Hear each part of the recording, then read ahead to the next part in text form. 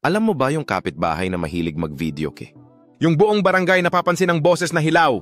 Nakakaasar pero hindi ito katapusan. Sa video na ito, tatalakayin natin kung paano harapin ang sitwasyong ito ng maayos. Karamihan sa atin gusto ng kapayapaan sa bahay. Pero kung may kapitbahay na malakas ang boses at walang tono, nakakainis yan. Kailangan natin ng mabisang paraan para masolusyonan ito. Una, pahalagahan ang komunikasyon. Mas mabuti kung kausapin mo siya. Sabihin mo ng maganda ang iyong saloobin. Ipahayag kung gaano ito kaabala sa iyo. Gawin itong maayos at magalang na pag-uusap. Dialogo ang susi. Pangalawa, mag-set ng oras. Tanungin siya kung kailan siya nag-video kay. Mag-suggest ng oras na hindi masyadong maingay. Kung may oras siya na mas prefer, mas madali siyang makikinig, taos na samahan sa paligid. Huwag hayaan ang ingay na sirain ang iyong kapayapaan.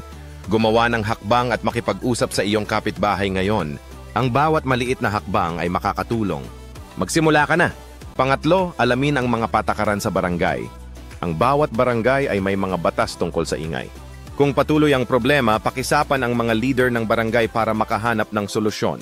Halimbawa, isang tao sa barangay ang nakaranas ng ganitong sitwasyon. Nakipagtulungan siya sa kanyang kapitbahay at nakakita ng compromise. Nagtakda sila ng tahimik na oras sa gabi at pareho silang natuwa. Ngayon, balikan natin ang mga hakbang. Una, makipag-usap ng maayos. Pangalawa, mag-set ng oras. Pangatlo, alamin ang mga patakaran sa barangay. Mahalaga ang bawat hakbang para sa maay.